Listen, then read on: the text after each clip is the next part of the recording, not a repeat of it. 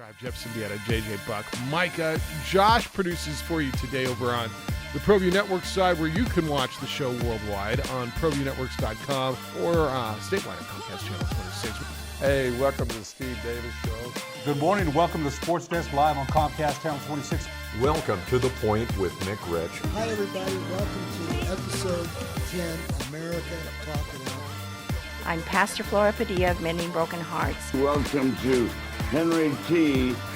Game Face Live, Comcast 26, and Big Bad Proview Network. Often imitated, never duplicated. Welcome to Local Focus with Sebastian Noel. Welcome, sports fans. It's that time of the week again. You are watching the Weekly Rundown. Hey, welcome to Red Menace TV here on Proview Network. Hello, I'm Steve Davis. You are watching Public Access TV.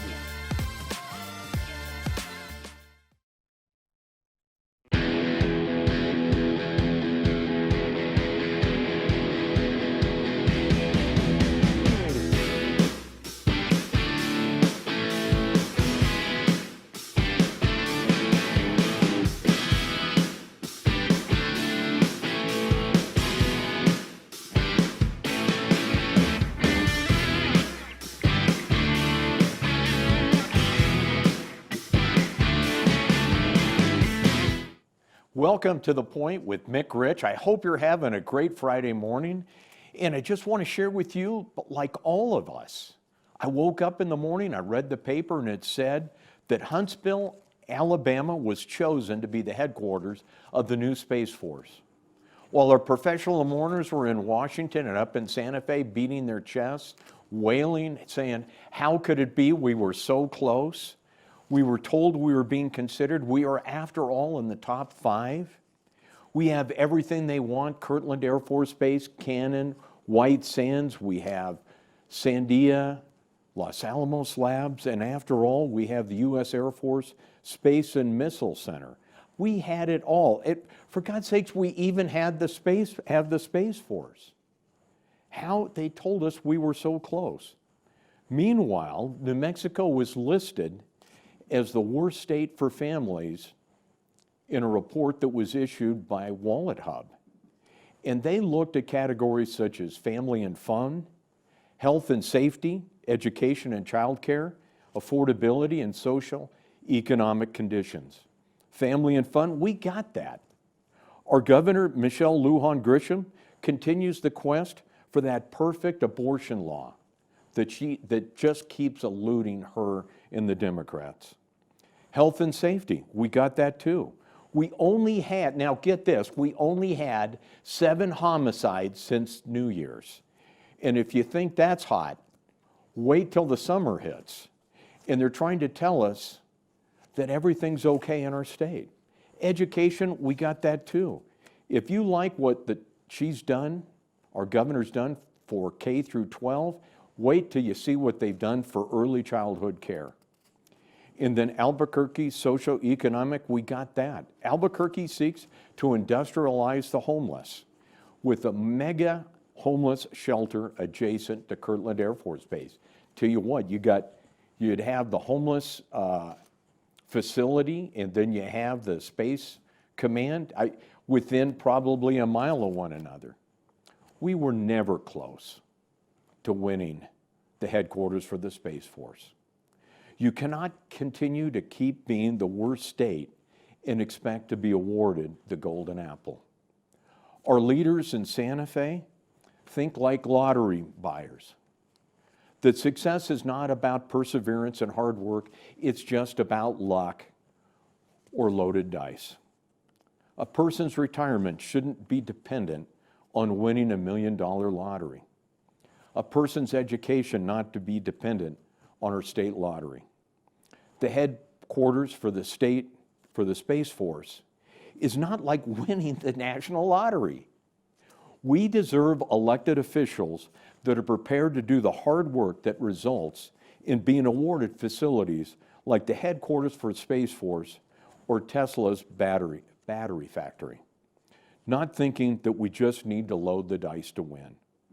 Farther from home, out there in Washington, D.C., we had to everybody's surprise, we had a peaceful handover of power between President Trump and President Biden.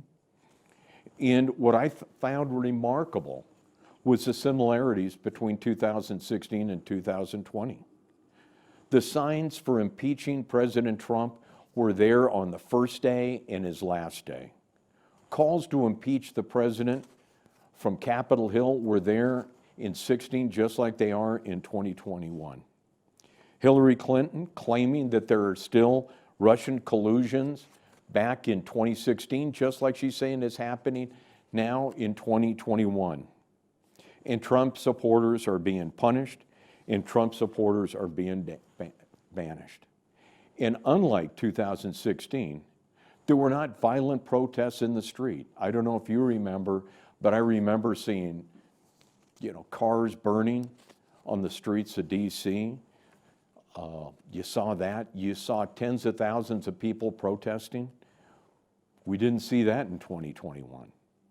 And for 2021, for the first time in our national history, we had our military being politically vetted. Think about this. This is what communist Russia would do, and communist China does. Vetted inside the military are political forces that make sure that the people in the military are following through on the political side. We've never done that with our troops. We had more troops stationed in Washington, D.C. than any time in our nation's history, even during the Civil War.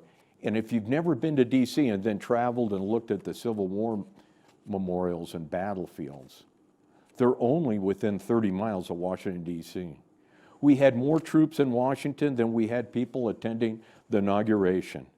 And we almost erected more miles of fence in 4 weeks for the inauguration than we built on our border in 4 years. Meanwhile, we have calls for unity. We had COVID-19 relief withheld. Get that, I don't know if you guys watched this or seen this, but here it is now. Amazon is saying they're willing to help with the distribution. Why wait until we had a Democratic president? Aren't the people of the United States more important, and aren't they more important than politics? God, this is pathetic to me. This is what's gone on. We're seeing that the conservatives are being demonized.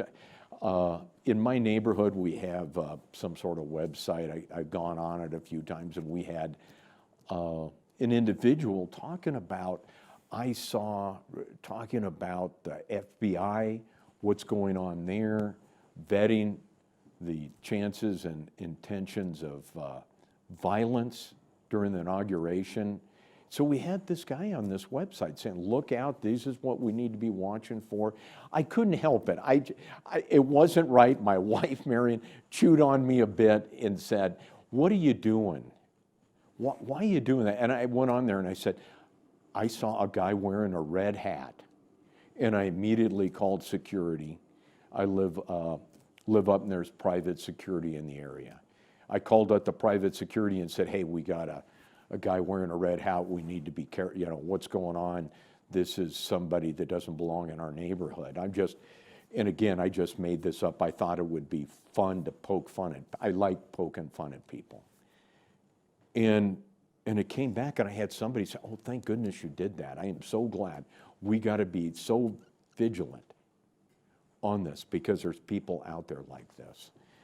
And I responded to her, and I said, well, what about, should I report somebody that's wearing a hoodie?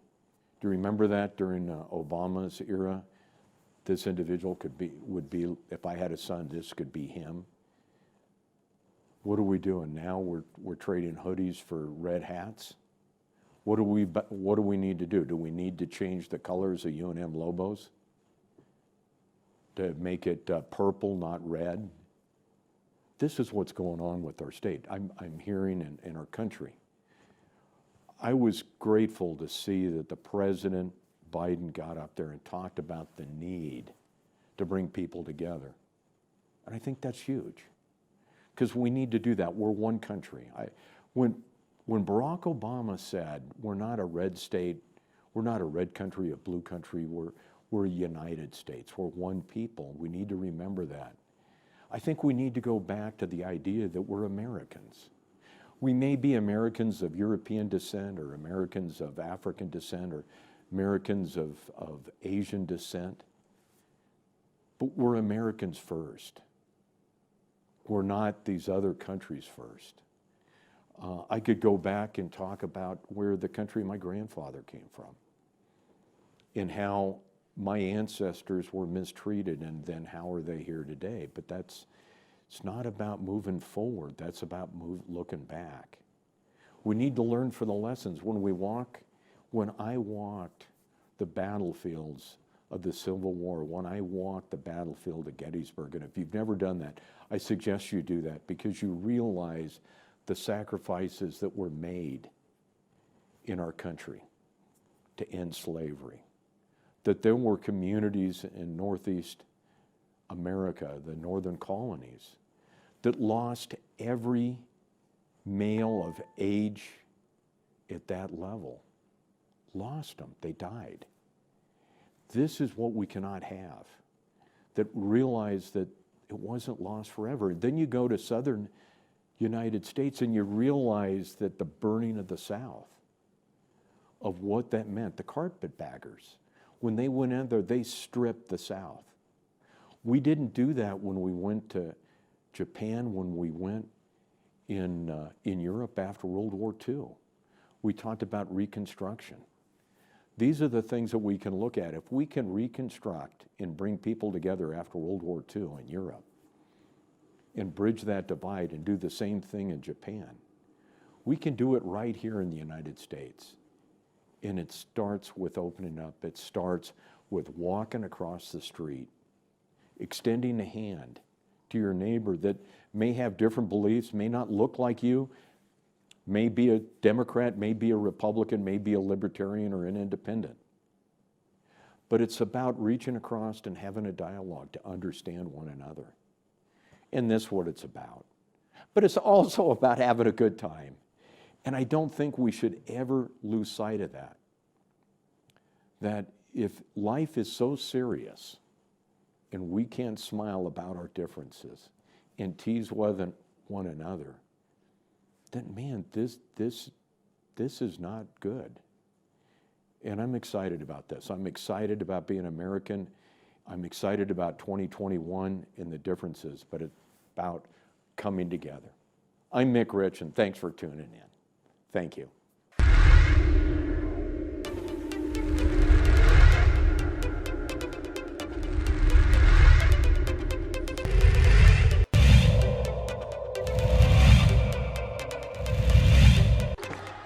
Ramos, rise and fire. He's fouled.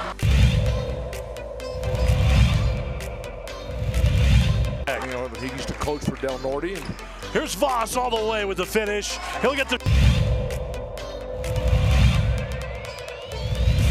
Behind the back of the dribble. Tries to go up with the right hand. He changed hands in midair. And Hotnet sent it away.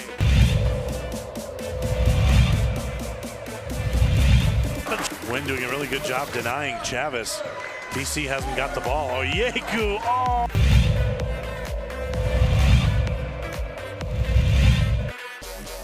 Working against Watson. Oh, look at the spin move.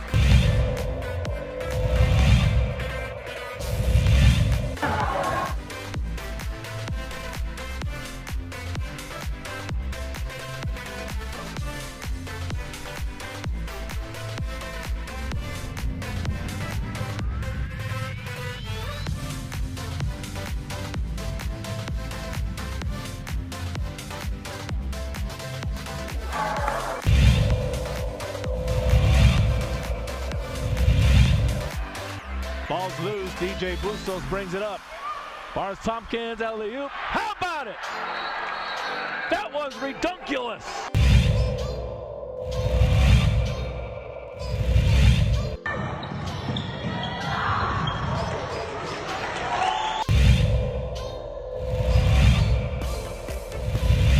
Turnover.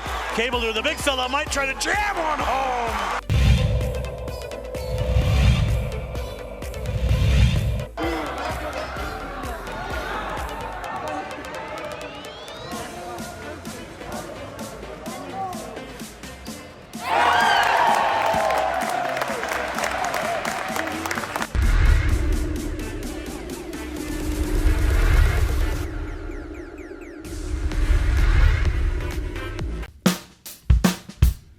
Well, I'm going to the frontier, walk up to the cashier, order up a root beer and a number one. Cover it with green stuff, one scoop is not enough. Find a booth is real tough, back by the Duke.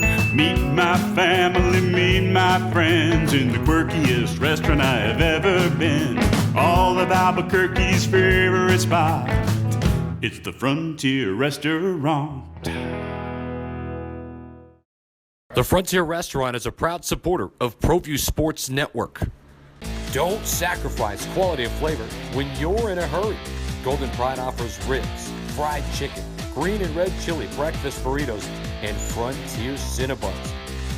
4 great locations, or visit us online at goldenpride@abq.com. Golden Pride Barbecue Chicken and Ribs, proud supporter of Proview Sports Network. Welcome back. I've got my good buddy here, Rebecca Dow. Rebecca is the New Mexico State Representative for District 38, which is down in Truth or Consequences, stretches over to Silver City. Am I right? Actually, all the way to Arizona. I have the northern part of Hidalgo County as well. Oh, do you really? Yeah, I got a great district. You do have a great, what beautiful country it really that is. you have out there. Now, the question I have is, it's a lot of mountains. Do you have a little sports car that, now I saw this Porsche that does,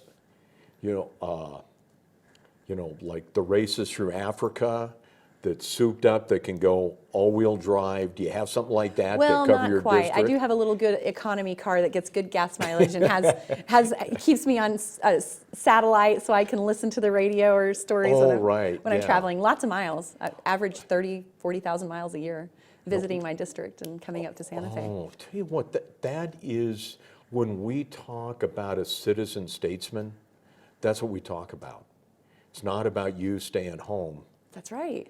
Or being in Santa Fe, it's about reaching your constituents. And it makes it easier when you have such a cool district. From the ranching community, or going to the hot springs, or visiting any of the state parks, and it's pretty easy place to travel, and the scene and the sunrise and sunset's always worth it. Oh, yes, I've traveled your district Yes. many times in business when I was on the campaign, and it was always fun being on the campaign trail with you.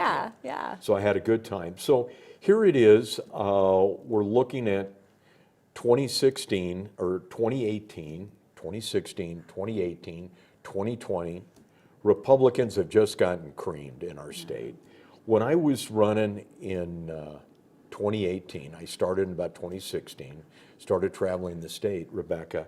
One of the first things that I was told was, by gosh, you better not hook up with this group or don't ever come back. And I'm thinking, okay, I won't hook up with that group. I won't hook up with that group. So at least then both of them, I won't alienate anybody so I can get the support of everyone. And that didn't happen either. Yeah. I got to say, I tell you what, it was great traveling with you. I felt like a friendship, a kinship with you in many people around our state.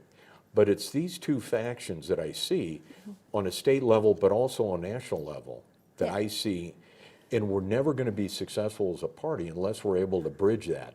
So what are your thoughts on this? Yeah, well, my thought is kudos to anyone who takes the opportunity to run for public office. It's a big challenge. You get a lot of criticism and a lot of questions. It's taxing on your family, but there's like a kindred spirit right away because we're fighting for causes we believe in. And I had the same experience. So when I would go into a community, there's groups that, we're human, so feelings are hurt. I'm sure it's in all the parties, but feelings are hurt. Actually, it must be because independent and inclined estates are the state's largest growing population of registered voters is independents and inclined estates. So both parties parties, people are feeling like there needs to be some changes.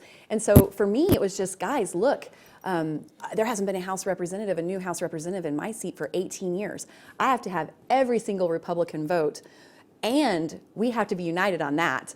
We got to get, let's get those things resolved. And now we got to work on the independence decline of states, because we have to help Democrats, independents, and decline of states know what we share in common. And that's a love for New Mexico, our families. And I see that. Yeah. If we look back in 18 for CD2 with Yvette Harrell, there were a number of Republicans that sat home and didn't vote. Yeah. And that's why Yvette, one of the many reasons Yvette didn't win in 18. Well, additionally, the Democrats were strategic about it. They cleared the field, and Torres Small did not have a primary. And Republicans are generally very independent thinkers, and they like to be innovative and try things out. And so, Democrats seem to rally around a candidate and they support him. Just what yes, I agree with that. Not only do they rally around, but they also financially support. Yeah. And they volunteer time too. And they volunteer time, whether they fully support that. They fully support the candidate, whether they're in a full agreement with the candidate. And I saw that in CD2, that especially down in the areas where her opponent was strong, they just sat home. And I'm saying is that we have to bridge. I asked somebody a long time ago, how was it that Wisconsin was able to win in a Democratic state? And they said it was very clear. Republicans came together united. And what was the chairman of the Republican Party before Rona? It was, he's got an odd name. I don't know. Rebus, right. And it's not his name. I butchered his name horribly. Okay. But he, as a state chairman, brought the Wisconsin Republicans together, united so they could win. And I don't see that happening. I just talked to a gentleman the other day, and I talked about this unifying theme. And he said, well, they're in charge, that group's in charge now, so just... Yeah, here's the thing, is I know the cause is right. It's about protecting our Constitution, our individual rights and liberties, promoting opportunity and personal responsibility too. We got to get the right message, and if people are on board with those messages and things that improve my quality of life, your quality of life, the differences don't matter. And so we've got to have the right messaging, and we've got to be united as a team. We can't let the progressives, I think a lot of New Mexican Democrats identify with the values of the Republican Party, but the progressive machine of money, I mean, it's really hard to get past their talking points and their cliches and how they misrepresent a compassionate conservative and sort of villainize Republicans. So we have to be united. We can't be divided. We'll never win. We'll never win. Rebecca, I think this is why you've been tagged, whether fairly or not, is the next generation of Republican leaders in our state. The fact is that you're coming on board without the baggage of the last decade, 2 decades. You're looking at it fresh. You're saying we got to come together. It's a fresh voice that our Republican Party needs. If nobody understands this, I'm a Republican, right? Yeah. But I care about my state. Right. Number one is, but what I'm hearing is this is why you're a leader and you're going to be a force in our state. The fact is that you look at it and say, I don't care whether you're over here or over there. We're one group. Yeah, and what I would say to the folks that maybe you're referring to as old timers is thank you for your service. Thank you for giving us space to learn and grow. You know, there's votes I've regretted. I'm learning as I go. I've stepped on toes when I've gone into communities, and I want to be quick to apologize and move forward, because what's at risk is so great. We can't afford to be divided. The registrations we're the minority, and so we have to join together. We have be quick to forgive and acknowledge when we make mistakes and listen. I think it's huge. It's huge. That's huge. And then the other one is, I see that if New Mexico's Republicans can come together and show how we do that, that will lead the state as well. I think you have, if we're able to do that, and you're the up-and-coming leader for our state, you're going to be a force nationally. I'm excited about that.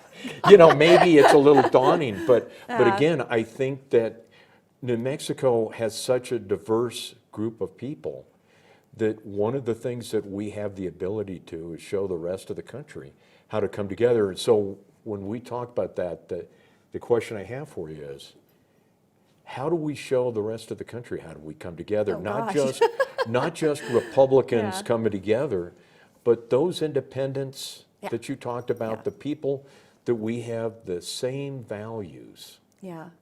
I mean, I think right now it's one of the most unique times in our nation for a very long time where there's talk about new parties, and that may be what you're referring to on a national level. And I think for me, as a House representative, I represent 30,000 people, so it's hard for me to think about what I'm how I'm supposed to impact at a national level. But what it means for me in my local community is hearing people, and people are really frustrated right now. You know, they feel perceived a reality. I mean, like they didn't like the outcome of the race, and they're upset at Republicans that both sides in the on the sort of outliers are upset at Republicans. If you don't denounce things that are going on, if you do denounce things that are going on, it's like a no-win situation. And what I have to say is, we agree. The Constitution of the United States is the best document ever written. I'm proud to be an American. Let's start there. And I'm raising my right hand and swearing to uphold the Constitution of the United States and the Constitution of New Mexico, which has some really good personal property, personal family, personal liberty in that document, and it needs to be followed. And making that pledge should bring a lot of people together, even the people who call themselves moderates or that are considered conservative Democrats. When you add Republicans plus independents, declining states, and moderate Democrats, we win if we have the right messaging. When I traveled the state and I talked to people and shared with them about why I was running, what I believed in, what I stood for, you got the nods. Yeah. You said, I'm there, I'm with you. That's right. And then what was really surprising to me is, and then I said, and they said, what party are you? And you go, I'm a Republican. And they go, oh, you know. But again, it comes back to what the common values are as a group of people.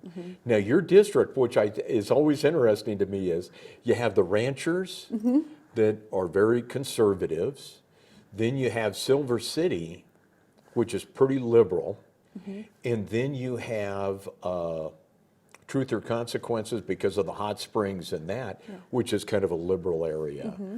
And that you're able to represent them all, you travel all of it. That's why I cannot outspin the progressives. I don't have the machine that they have to paint false narratives about me, about our party, what we stand for, but I will outwork them. And so we've got to find good candidates who realize what's on the line, you know, and that are willing to work harder than progressives are willing to spend.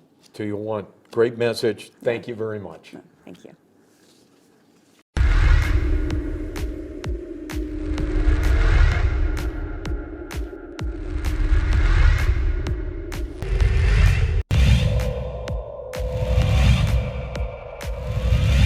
Think the winning team here tonight will be the last 6A team in the playoffs. It's picked off.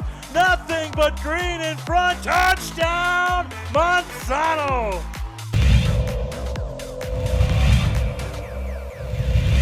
Day. Hope it warms up a little. Rolling looking, he's got some daylight in front of him at the 10, the 5. He's going to go into the end zone for the touchdown. Get extra yards like that. The Isaac Chavez in motion. Pavia fires down the middle, and it's Rodriguez to the 5, and he's in. Touchdown.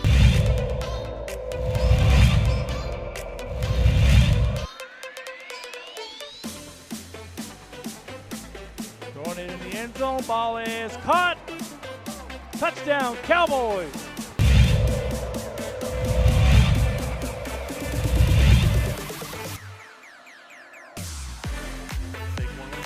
Joseph, look out!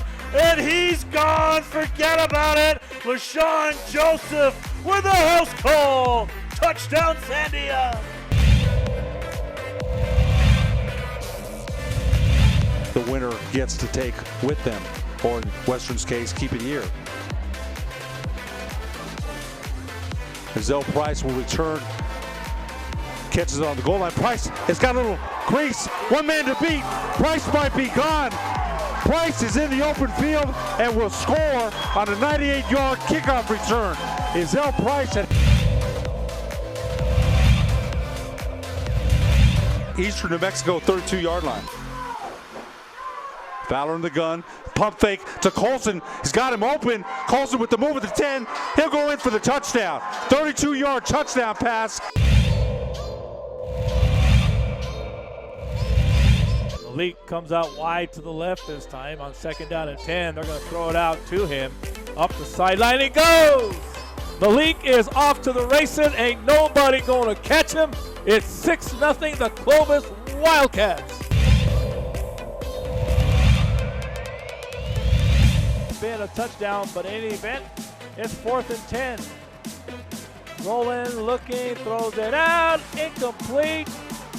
Ball will go over on downs with 1:11 to go, and for the first time this year, New Mexico Highlands will be in the victory position, victory kneel down position.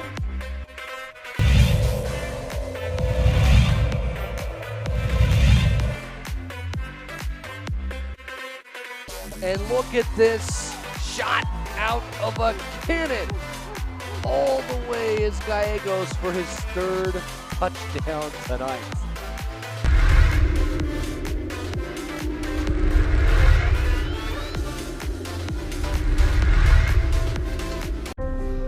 The New Mexico High School Coaches Association, established in 1941, is an organization of New Mexico's best and most professional interscholastic coaches. Coaches across work daily to help our student athletes excel in the classroom, on the field of play, and in our communities. Students that participate in interscholastic activities attain higher grades, higher graduation rates, and higher wages. Responsible for the North-South All-Star Games, statewide Coaches Award Program, and providing multiple professional development opportunities for New Mexico's coaches. Be a great coach by coaching beyond the game.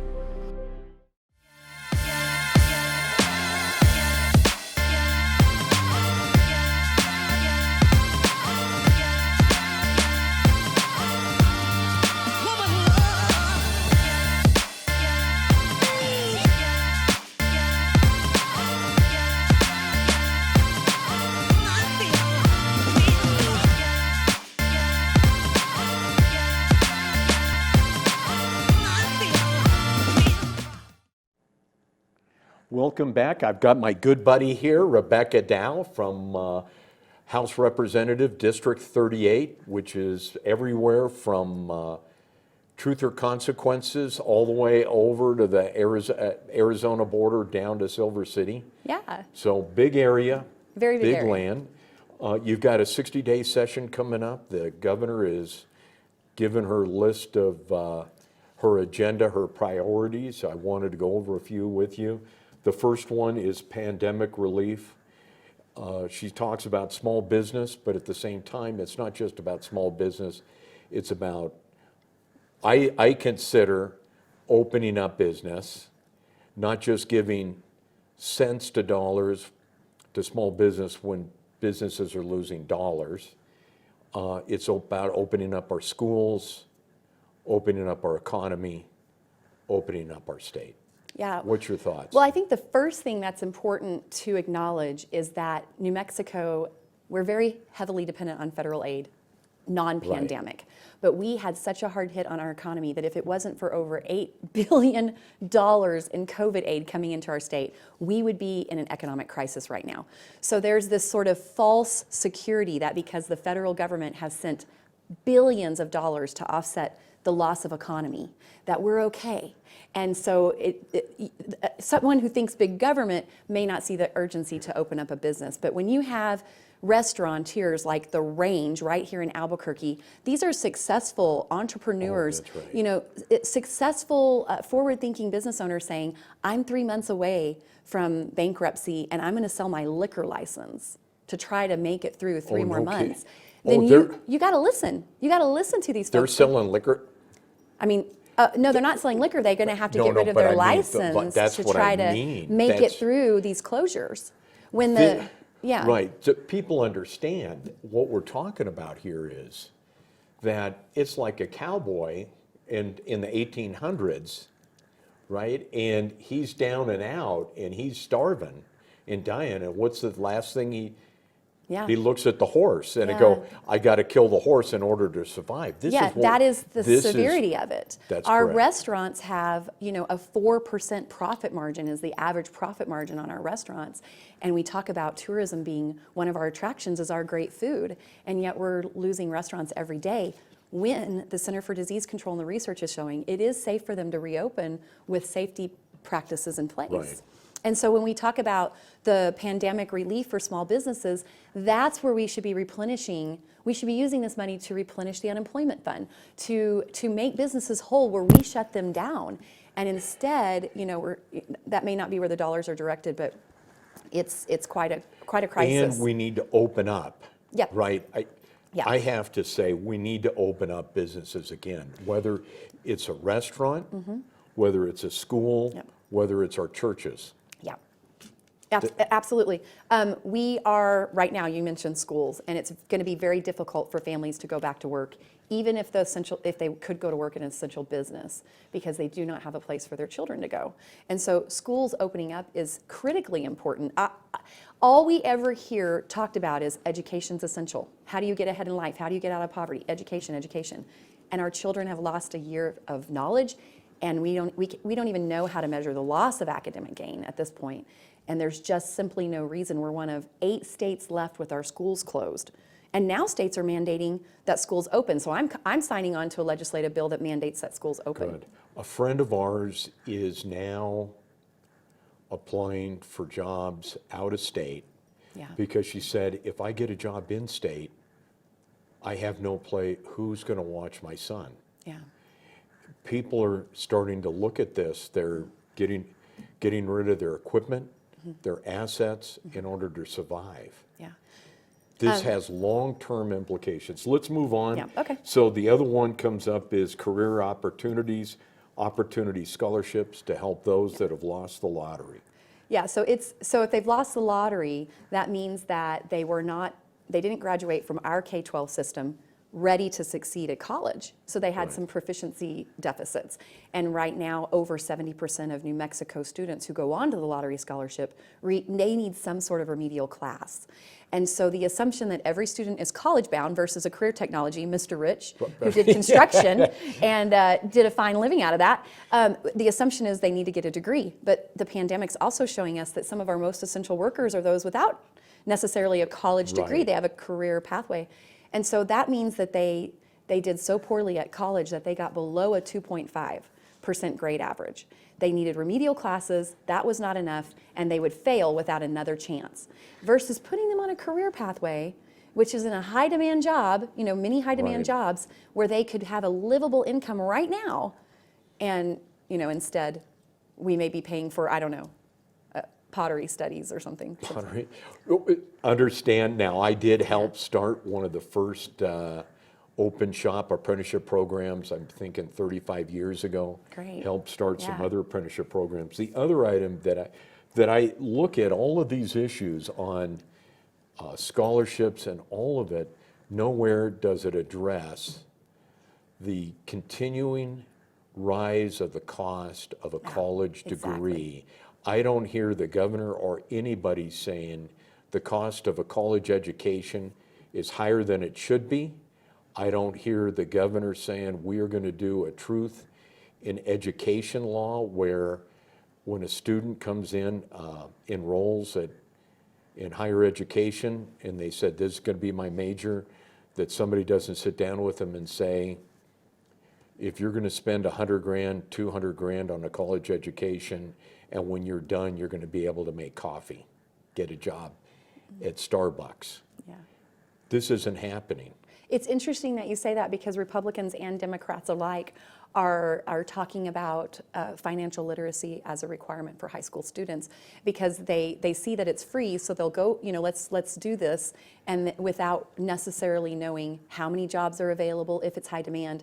And I want to be efficient with taxpayer dollars. So I think that our scholarships should be targeted to our high demand jobs, and that New Mexicans students who choose to take free college need to serve in our state. They need to fill those jobs. But we give people free college in degrees that we can't employ, and the only way for them to get a job is to leave the state.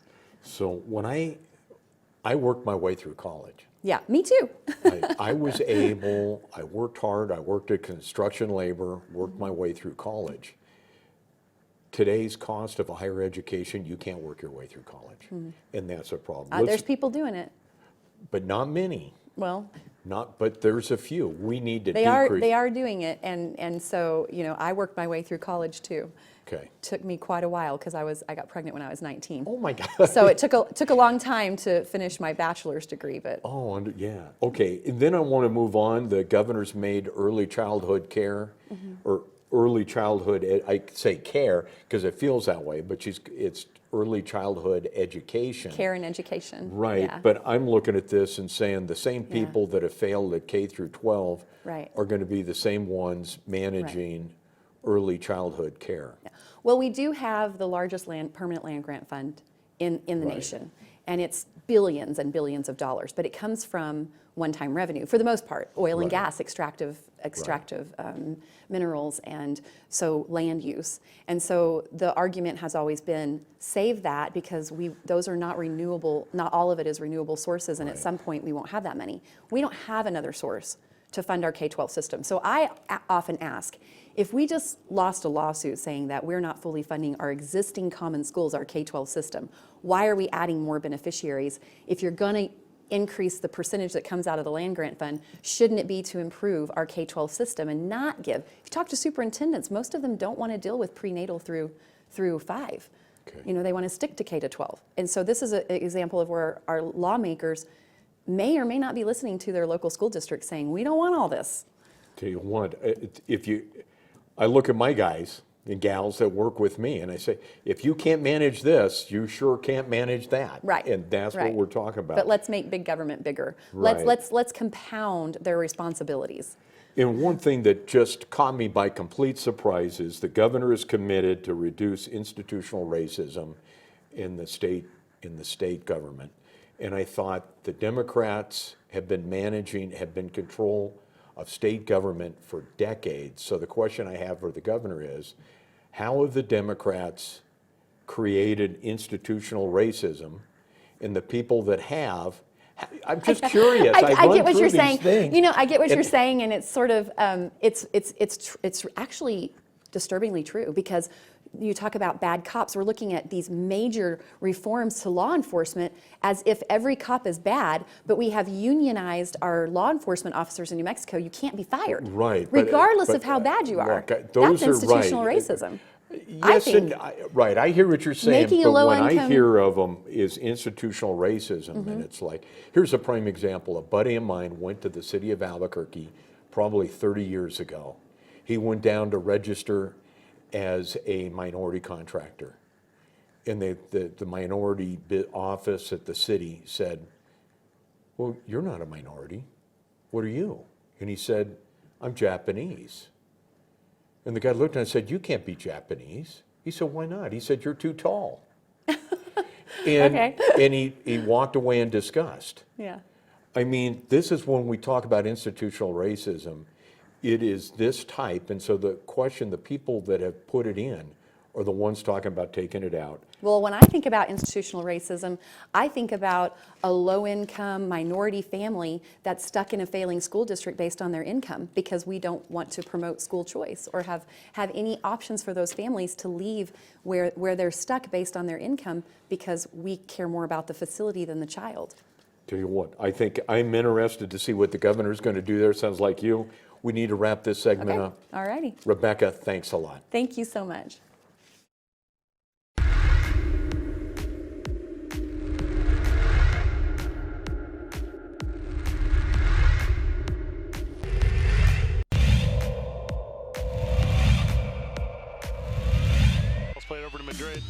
Plays it across the box off the dasher. It's settled. Shot on by Garcia. Trickles in. Goal.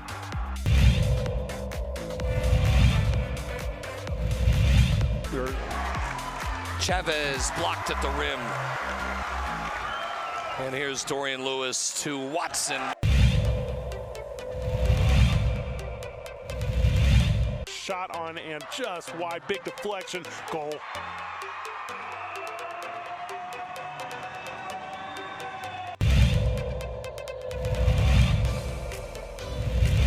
With his first field goal.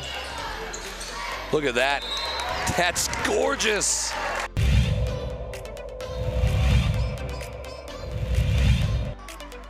Not a game you can go have 25 turnovers in and win.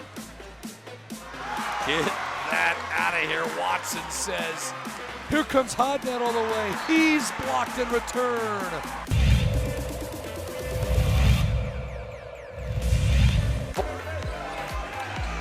Dickey, did he get it off? He did, and he hit it.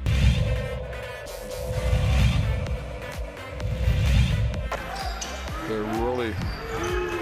Oliveras. Wild three, and it hit.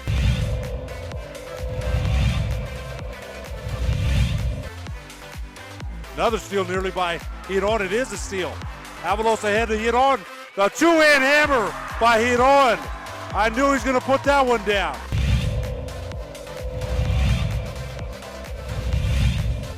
Proview Networks tonight.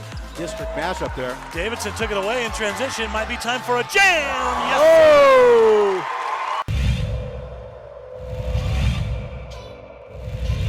Big Barton, watch him, coach. Watch the inbounder.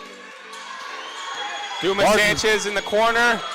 Back to Barton with 2.4 seconds left. Fires for the win. And he got it! It's good. Oh my God! On the last second shot. He did. Oh my God! Bakes it in from 25 feet and watch the celebration right in front of us. What a shot by Barton. He was double teamed and somehow found a way to get it in. Ramos to Gaxiola. High window for the win. It's good. It counts. Gaxiola with the game winner for a Driscoll Heritage.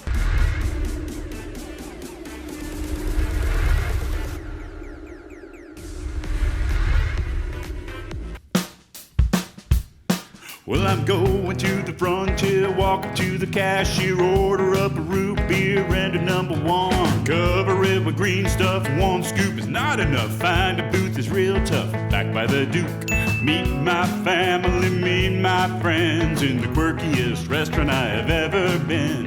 All of Albuquerque's favorite spot, it's the Frontier Restaurant.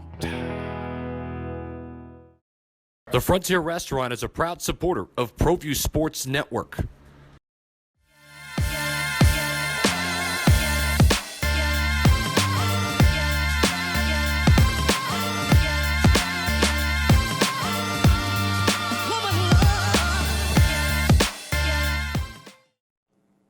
Welcome back to The Point with Mick Rich. The first segment, we talked about that New Mexico lost the opportunity to land the headquarters for the Space Force. And why is that? The next two segments, we talked about how to bring people together, Republicans within the state, Republicans across the country, but most importantly, bring all Americans together. And then the last segment, we talked about the governor's agenda and priorities. But this segment, we're going to be talking about how do we lift our state out of the quagmire that we're in. I was fortunate that my letter to the editor, taking New Mexico from the bottom 10 to the top 10 in 10 years, got published at the New Mexico, or Santa Fe New Mexican. But Rebecca, I'm interested to hear, you're a legislator, what are your thoughts? How do we get our state out of the quagmire and start that march to the top? Yeah, well, we're in the middle of a pandemic, so first and foremost is open up the state. We need to open up our state and get our children back in school. But I think that New Mexico has been in such a survival mode for so long that we've got to focus on policies, rules and regulations that let entrepreneurs and let innovation come back and move from just surviving into thriving. And we can look at some of those policies from our neighboring states like Arizona, who just, as many as a few decades ago, looked just like us in population and average household income. And just to be strategic and look what other states have done to come out of poverty and to move into prosperity. I think we need open and transparent government. I mean, that is, I know you're big on that, but we need to be transparent with New Mexicans about the policies that we're passing and how it impacts their daily lives. We cannot move forward without fair redistricting. I mean, when you gerrymander, we rank 50th in the nation in so many things. We're ranked like 5th worst in how we redistrict. And so you can literally, my district's a good example. It's 6 hours to the end of my district. I have one precinct in one county, in Hidalgo County, and it's 6 hours away from my home. No. And it's that manipulated so that the people in power can choose the candidate and assure that the policies they want to promote are represented by the person they pour the money into. And the idea of transparency is important because right now what I see is our elected officials are manipulating the stats. In Albuquerque, they've changed how they record crime. We no longer report a crime if it's a theft under $1,000. Now, just last year... Still a felony, isn't it? That's right. Just last year, a gentleman was fighting to keep his bicycle from being stolen. It was worth less than $1,000, and he was killed over it. In your article, you mentioned that we can just change what the requirements are for graduation, or to show that you're ready to progress to the next grade. We can just, well, isn't it Mark Twain that said there's lies, there's darn lies, and then there's statistics? I replaced the darn with another word, but. Right, and I agree with that, and I think that part of the transparency is that we need to look outside the state to figure out how we're progressing on moving up, and that's part of transparency. And that's what's so ironic is that, we're a volunteer citizen legislature, and we go up, we leave our families. It's a full-time job to be a good lawmaker, and you would think that we would all be in agreement moving us out of poverty, moving us out of the bottom of the good list and the top of the bad list, and that we could look at states that have done it and look at their policies, but that hasn't been the case. We've got to have comprehensive tax reform. And we've got to find what's in common, take time to listen to our neighbors, and know that we have a lot more in common than not. And I think we'll see some more moderation in the candidates that are elected. Here's something that I thought was quite remarkable. P&M came to the board of Albuquerque Economic Development. I was serving on the board for a while. And they wanted and it went to the state to allow them to discount electrical rates to entice companies to come to the state, which all a good idea. Yeah. So I stood up and I said, so let me get this right. If you're at the bottom of the social economics, you get your electrical rates subsidized. Now you're saying if you're at the top, we're going to subsidize those. So the guys and gals in the middle get hammered. Right. When we talk about changing the tax laws, it's about even it out, not picking winners and losers. A prime example is the movie industry. Yeah. Those are so subsidized. Yeah. So the same week that we gave Netflix a $100 million tax credit, these are the billionaires of the world. We gave with pandemic funds, we gave 64,000 small businesses $100 million to fight over. And the request for those small pandemic assistance funds, there was 3 rounds. The first round, the requests outnumbered the funds. But it's exactly what you're saying. The middle class citizen is the one who takes the hit every time. Our company is struggling. There's no doubt about it. You're talking about selling liquor, companies selling liquor license. I just met with an auction house to start looking at auctioning off our equipment. My company's not alone. I'm hearing what you just said about Netflix. There's our company. Things are shut down. As I talked before about getting pennies when dollars are going out the door. Here we are. Yep. Our company Yep. We're looking at it, when does it open up? Yeah. When can we register for the 25 grand grant money? Thank God we got the 25 grand. We're looking at saying we can pay some bills, we Yeah. can pay payroll, Yeah. meet our obligations. And here it is, Netflix getting how much? $100 million. $100 million. Yeah. Yeah. And if you look at the film incentive tax credit and the language, someone can come and film on set. If it's a major motion picture, 180 days makes them a New Mexico resident, so there's even more credits on top of that. So in addition to getting, they don't pay taxes, instead they get a tax credit, and then on top of that, they can apply for LEDA and JTIP and any other initiative. The city can give them incentives, and so they can come and film in New Mexico. We're putting these initiatives in place as other states who did this a decade ago are taking them away.